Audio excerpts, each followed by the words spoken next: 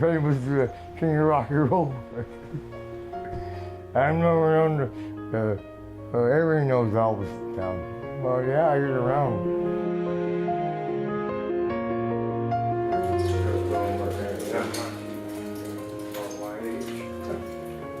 It's way back when.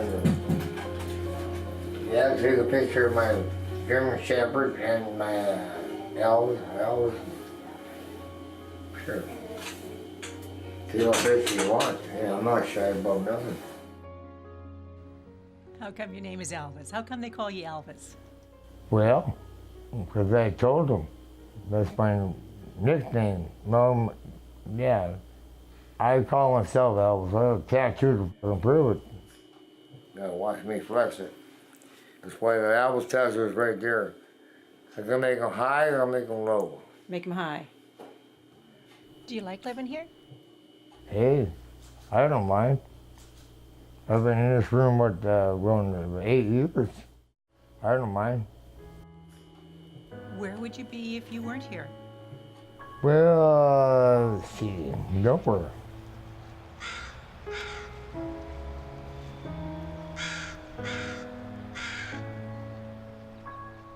I first met him when I was working as a paramedic on the streets here.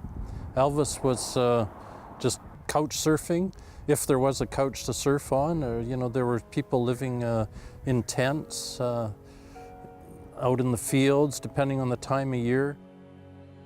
Anybody know how to survive? Can opener, can soup.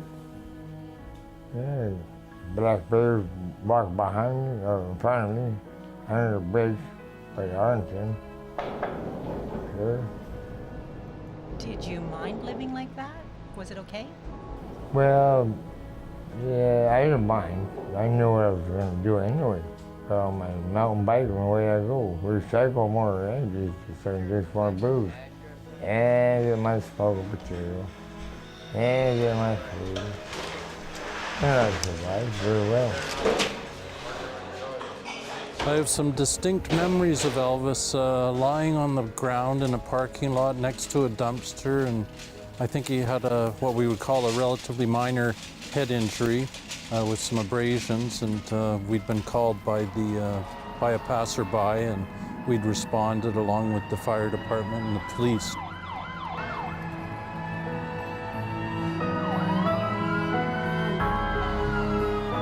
Elvis isn't unique. It happens every day in every city and every town throughout our country. We would pick Elvis up, he'd be assessed medically, you'd have people responding, from different agencies, thousands and thousands of dollars. Eventually he would end up in the jail, and then he'd end up out on the street the next day with no treatment, no remedies, nothing to alleviate the situation, but probably millions of dollars spent in similar circumstances throughout our society. So I'm going to ask you about alcohol again. All right. Yes. How much do you drink? Well, that's a personal question you asked me. Well, the boys, man, 2 or 3 skins a day. He always likes his wine and smoking and swearing. There you go, I'll take a picture of a bottle of wine. Homebrew. Oh yeah, that's the cops will tell you I'm an alcoholic. I'm not shy to say that. Used to be shy, but now it doesn't work anymore. I think it's safe to say that Elvis is a very, very serious alcoholic. And he's also wandered off into the use of other intoxicants at different times too, but seems to be primarily alcohol. Why he's that way, that's a huge social issue. And at the same time, I think he seems to cope with it to a certain level, where he still carries on with his, social interactions around the community and around the place where he lives. Sure, if I ain't going to no detox place, that's against my religion. If I don't detox, I'll detox myself on my own time, not their time. No, I don't like taking orders for one thing. I don't like orders. And I'm stubborn with a rock, and it'll stay that way. So you used to have a girlfriend here too, didn't you? Yeah, a couple girlfriends here. Yeah, both passed away. Not 3, wow. Yeah, that's another story. How'd they pass away, Elvis? Oh, too much drugs.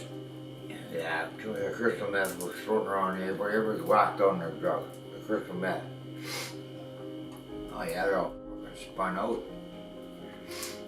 Yeah, cocaine, heroin, yeah, that too. Yeah, not much cocaine. I know about anybody. I don't, we won't talk about it, right? Somebody came forward with a building which provided Elvis with a very basic place to hang his hat. It's a room that's probably about 10 feet by 12 feet with a bed and very few amenities, but as a result of that, nobody sees him anymore. We don't have 911 calls responding to Elvis all the time. There, talk to the camera now. Who? Say hi. You're a movie star in the ghetto. Elvis is a bit of a star in his own right as well. You'll notice that he gets quite a conglomeration of characters that like to come to his room and you know, hang out with Elvis. Good sense of humor, you can talk, you can have some great laughs. We really don't know with Elvis, you know, he may just, this may be his high point in his life right now. Or maybe he's going to go on and go somewhere even higher. I need other people's help. If I can't help myself, well, the hell, I don't need it. That's how stubborn I am. You know, we live in a very fortunate society, and the majority of us live in a comfortable home where we're quite sheltered from these sort of living conditions. Yeah, I think most people would be shocked. Most people would be shocked to learn that they're spending millions of dollars and wasting millions of dollars every year because we're not aware of the costs. We don't add them up. So if you look at, for example, a typical day in the day of Elvis, somebody drives by, and rightly so, phones in 911. Who's paying for the fire department and the police department and the ambulance services and the emergency room staff and the x-ray department and the physicians? That whole cycle replicates itself over and over and over without any solution in sight.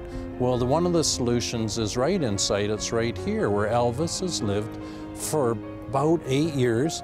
Yeah, the taxpayers pay about $425 a month and save hundreds of thousands of dollars as a result. He's alive.